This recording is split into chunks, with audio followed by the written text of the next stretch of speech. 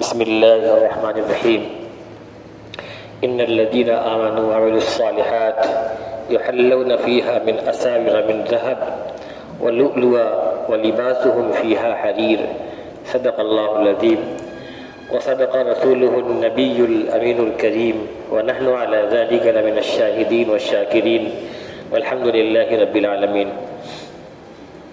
بزرگان محترم، میں نے جو قرآن مقدس کی آیت کریمہ تلاوت کیا ہے، اللہ تعالیٰ اس میں ارشاد فرماتا ہے کہ جو لوگ ایمان لائے اور عمل صالح کیے، ان الذین آمنوا وعملوا الصالحات جنات تجری من تحتها الانہار، ان کے لیے ایسے باغات ہوں گے، ایسی جنتیں ہوں گی جس کے نیچے سے نہریں بہہ رہی ہوں گی، ایسی جنت جس کے نیچے سے نہریں بہہ رہی ہوں گی۔ یحلون فیہا من اساور، اور ان کو پہنائے جائیں گے کنگن، من ذہب، سونے کے کنگن پہنائے جائیں گے، ولؤلؤا، اور موتی کے کنگن پہنائے جائیں گے، سونے کے کنگن اور موتی پہنائے جائیں گے۔ وَلِبَاسُهُمْ فِيهَا حَرِيرٌ، اور جنت میں ان کا لباس جو ہوگا وہ ریشم کا لباس ہوگا۔ دنیا میں مردوں کے لیے ریشم بھی حرام ہے اور زیورات بھی حرام ہے، نہ چاندی حلال ہے نہ سونا حلال ہے مردوں کے لیے، سوائے ایک چاندی کی انگوٹھی کے، سوائے ایک چاندی کی انگوٹھی کے مردوں کو کچھ بھی جائز نہیں ہے۔ یہاں تک کہ جو کوئی پیتل کا یا لوہے کا بھی کچھ اپنے ہاتھ وغیرہ میں ڈالتے ہیں یا گلے میں ڈالتے ہیں، یہ بھی جائز نہیں ہے کسی مسلمان کے لیے پہننا۔ لیکن اللہ تعالیٰ نے جنت میں بہت بہترین بدلہ عطا فرمایا کہ جو ایمان لائے، عمل صالح کیے، ان کو ایسی جنت جس کے نیچے نہریں بہہ رہی ہوں گی، اور نہر بھی کیسی؟ 4 طرح کی نہر، دودھ کی نہر، شراب کی نہر، دنیاوی شراب نہیں جس کو پی کر کے نشہ آ جائے، وہ جنت کی پاکیزہ شراب ہوگی، وہ ایک الگ لذت ہے۔ جس طرح انسان کولڈ ڈرنک پیتا ہے تو اس کو ایک الگ ذائقہ ملتا ہے، تو اللہ تعالیٰ کا جو ڈرنک ہوگا اس کو کیا پوچھنا۔ تو آپ سمجھیں کہ ایک طرح کا وہ ڈرنک ہے، شراب مت سمجھیں آپ اس کو۔ اور جو تیسری نہر ہوگی وہ بالکل خالص پانی کی نہر ہوگی، ایسا پانی جو کبھی خراب نہیں ہوگا، بدبو نہیں اس پانی میں آئے گی۔ اور چوتھی جو نہر ہوگی عسل مصفا، وہ بالکل پاک صاف شہد۔ دنیا میں جو شہد ہوتی ہے تو وہ شہد کی مکھیوں سے نکلتے ہیں اور اس میں ان کے چھتے کا بھی سب اثرات آتے ہیں، لیکن وہاں جو شہد ہوں گے وہ اللہ کی قدرت سے ڈائریکٹ پیدا ہوں گے۔ اسی طرح جو وہاں دودھ کی نہریں ہوں گی، وہ دودھ کبھی خراب نہیں ہوگا، کبھی پھٹے گا نہیں، کوئی کیمیکل اس میں نہیں ملے گا۔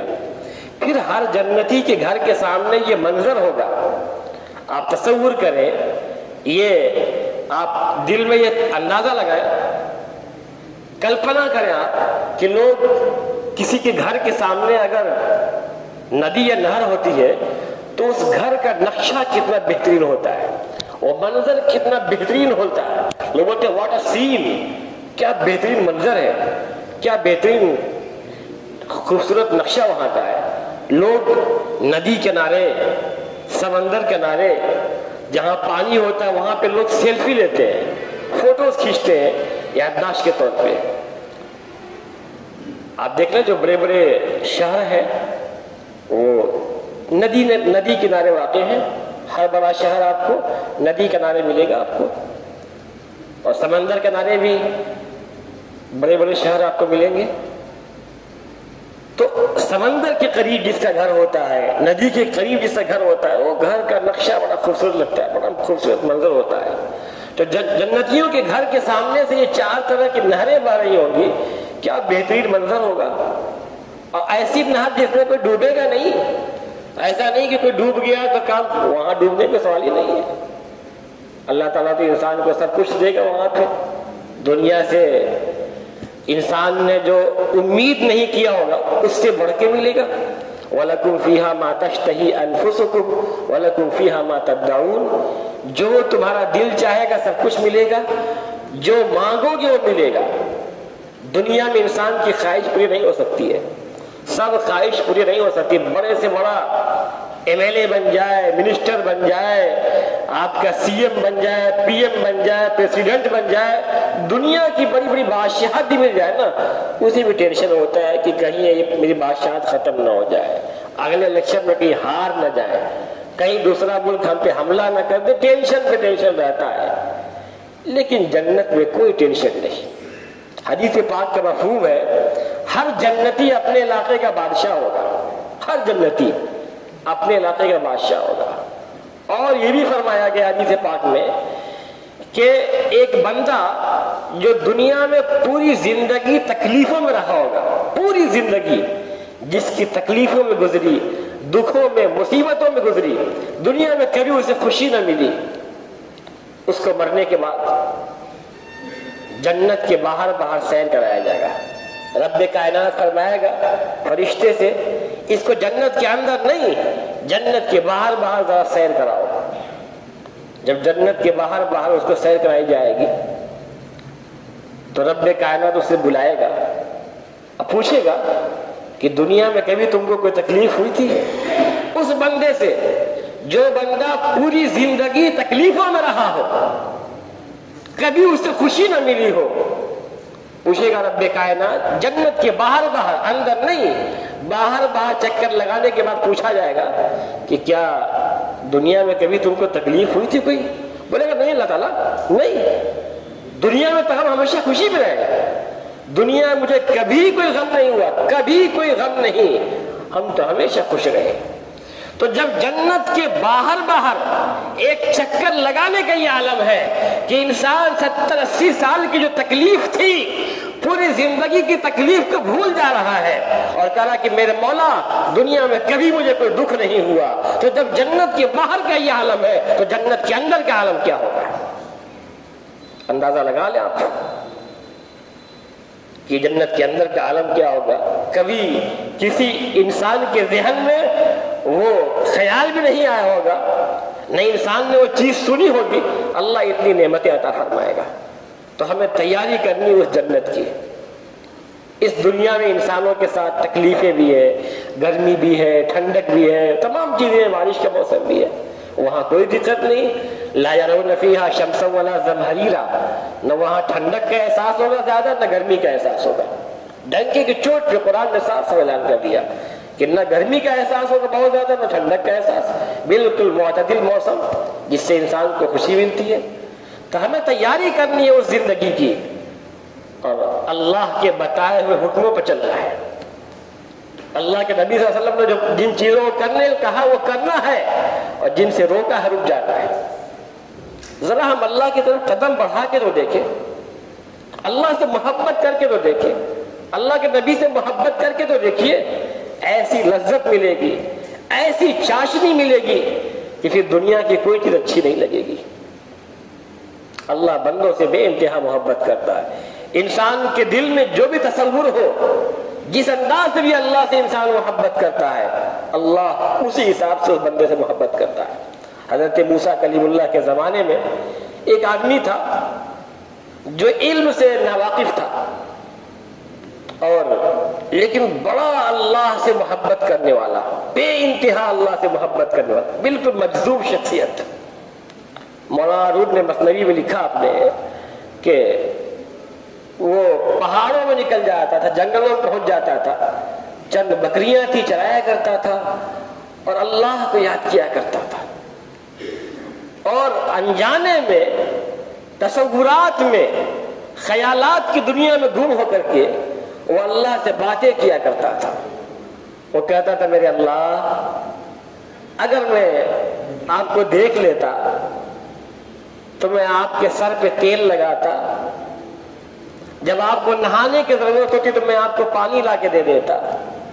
اے اللہ, اگر آپ کو بھوک لگتی تو میں آپ کو دودھ لے کے آتا, صبح صبح آپ کو دودھ اور گھی لا کے پیش کرتا. جب آپ بیمار پڑتے تو میں آپ کی تیمارداری کرتا, آپ کی خدمت کرتا.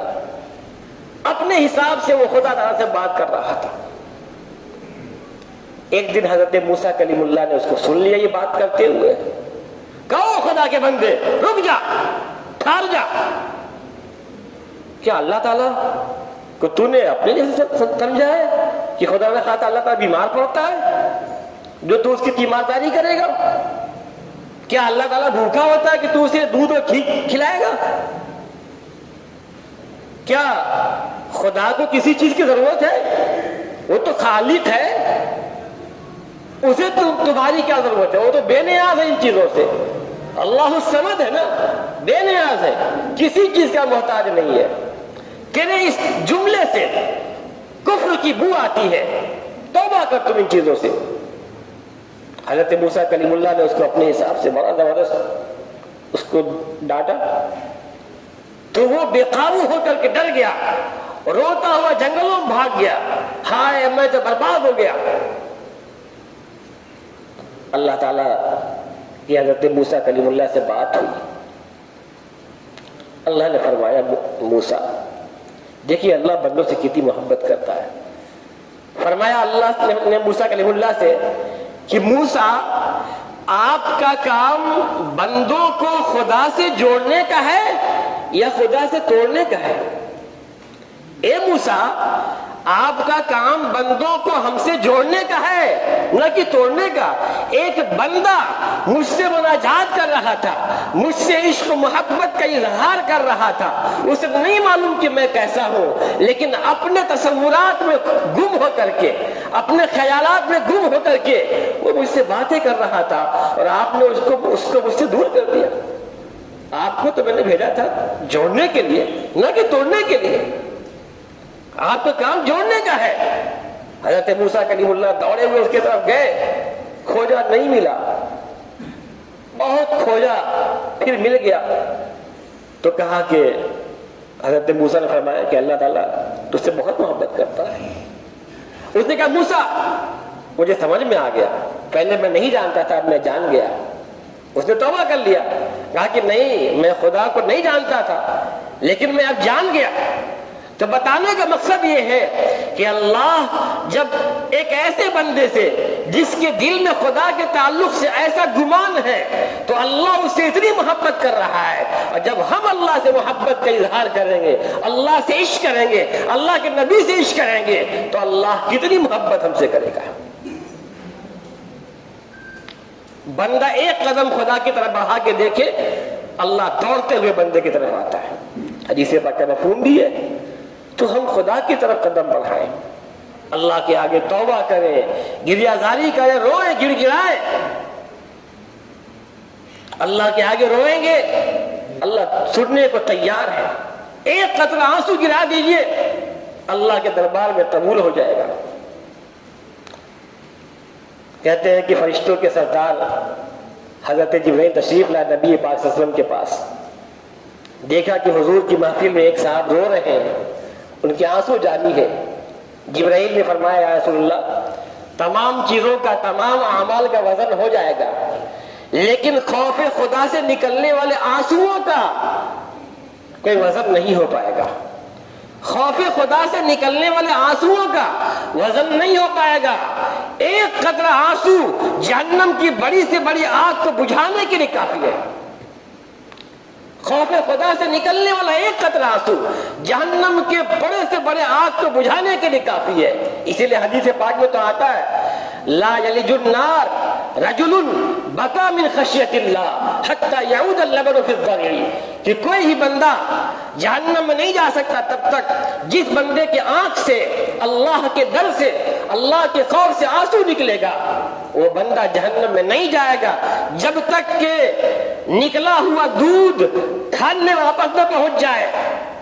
جس طرح دودھ نکلنا ہوا تھن میں واپس نہیں جاتا ہے، واپس جا نہیں سکتا، اسی طرح جس بندے کی آنکھ سے اللہ کے ڈر سے، اللہ کی خشیت سے، اللہ کے خوف سے آنسو نکلے گا، وہ جسم بھی جہنم کی آگ میں نہیں جائے گا۔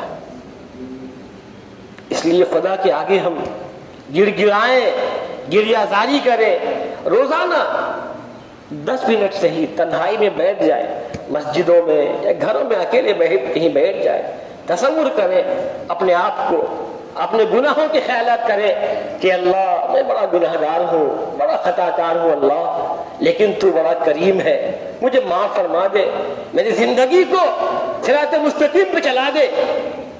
روزانہ 10 منٹ 5 منٹ سے ہی کم سے کم 24 گھنٹے میں یہ ہمارا عمل ہو، اللہ کو یہ عمل بڑا مقبول ہو جائے گا۔ اور جو پریشان ہیں تو توبہ کرنے سے اللہ تعالیٰ مصیبتوں سے بھی چھٹکارا دے گا۔ حدیث پاک میں آتا ہے کہ جو توبہ کرتا ہے اللہ تعالیٰ سے، اللہ تعالیٰ اس کو مشکل سے باہر نکالتے ہیں، مصیبتوں سے باہر نکالتے ہیں، اور اس کو رزق وہاں سے دیتے ہیں جہاں سے بندوں کو وہم و گمان میں نہیں ہے، جہاں سے اسے امید نہیں تھی، اللہ اسے رزق وہاں سے دیتا ہے۔ اور جب بات چلی رزق کی تو حدیث میں یہ بھی آتا ہے، من احب ان یبسط له فی رزقه وینسأ له فی اثره فلیصل رحمہ۔ من احب ان یبسط له فی رزقه وینسأ له فی اثره فلیصل رحمہ۔ جو یہ چاہتا ہے کہ اس کے رزق میں اضافہ ہو، اس کی عمر دراز ہو، اس کو چاہیے کہ صلہ رحمی کرے، رشتوں کو نبھائے، رشتوں کو جوڑے، رشتوں کے ساتھ اچھا معاملہ کرے، تو اس کے رزق میں بھی اضافہ ہوگا اور اللہ تعالیٰ اس کی عمر میں ہی برکت عطا فرمائیں گے۔ کہ جو چاہتا ہے کہ اس کے رزق میں اضافہ ہو جائے، جو چاہتا ہے کہ اس کے رزق میں اضافہ ہو جائے اور اس کی حیات میں طویل ہو، اس کی حیات طویل ہو، اس کی زندگی میں برکت ہو، وہ ایک کام کر لے۔ جو چاہتا ہے کہ اس کے رزق میں، اس کی روزی میں اضافہ ہو، اس کی حیات طویل ہو، اس کی زندگی میں برکت ہو، ایک کام کر لے۔ بڑا آسان کام ہے، بظاہر دشوار لگتا ہے بڑا آسان کام، اور کر لینے سے رزق میں بھی اضافہ ہوگا اور زندگی میں بھی اضافہ ہوگا۔ فرمایا نبی پاک صلی اللہ علیہ وسلم نے، فَلْيَصِلْ رَحِمَهُ، رشتوں کو جوڑے ہوا، رشتوں کو جوڑے، فَلْيَصِلْ رَحِمَهُ۔ جو چاہتا ہے کہ اس کے رزق میں برکت ہو، حدیث کا مفہوم یہی ہے، جو چاہتا ہے کہ رزق میں برکت ہو، رزق میں اضافہ ہو اور اس کے زندگی میں برکت ہو، وہ رشتوں کو جوڑے۔ آج حالات یہی ہے، انسان پریشان ہے رزق کے لیے، کبھی ماں کو ناراض کیا ہے، کبھی باپ کو ناراض کیا ہے، کبھی اپنے سگے بھائی کو ناراض کیا ہے، کبھی بیٹی کو ناراض کیا ہے، کبھی کسی رشتہ دار کو ناراض کیا ہے۔ ان رشتوں کو بھی جوڑا جائے جو رشتے ہم کو توڑ رہے ہیں۔ ایسا نہیں ہے، رشتوں میں تو ہوتا ہے کہ اگلا توڑ رہا ہے تو ہم جوڑے۔ کیوں حدیث پاک میں اتنی باتیں کہی گئی؟ معلوم تھا نا کہ رشتے ٹوٹیں گے۔ 5 انگلی، پانچوں کے الگ الگ کام ہیں، 5 انسان ہیں، پانچوں کے دماغ الگ الگ ہیں، پانچوں کی سوچ الگ الگ ہے، لیکن 5 انگلی کا کام ہے۔ یہ ایک انگلی آپ بند کر لیجئے، 4 سے کام کر دیکھیے کام ہو رہا ہے، صحیح سے کام نہیں ہو پائے گا، بمشکل کام ہو پائے گا۔ تو 5 انسان ہیں، پانچوں کے دماغ الگ الگ ہیں، لیکن پانچوں اگر مل گئے تو بڑے کام کی بات ہو جائے گی، بڑے کام بن جائیں گے۔ تو جو رشتے ٹوٹ رہے ہیں، جو رشتوں کو توڑ رہا ہے، ان رشتوں کو جوڑا جائے، اللہ رزق برکت دے گا اور اللہ کی نگاہ میں وہ بندہ مقبول بھی ہو جائے گا۔ اگر ہم جوڑ رہے ہیں، وہ توڑ رہا ہے، پھر بھی ہم جوڑیں۔ حدیث پاک میں آتا ہے، جو جھک جائے گا، جو معاف کر دے گا، اللہ اس کے درجات کو بلند کر دیں گے۔ مفہوم یہی ہے، جو جھک جائے گا اللہ اس کے مرتبے کو بلند کر دیں گے۔ وَمَا تَوَاضَعَ أَحَدٌ لِلَّهِ إِلَّا رَفَعَهُ اللَّهُ۔ جو جھک جاتا ہے اللہ اس کے درجات کو بلند کر دیتے ہیں۔ وَمَا زَادَ اللَّهُ عَبْدًا بِعَفْوٍ إِلَّا عِزًّا۔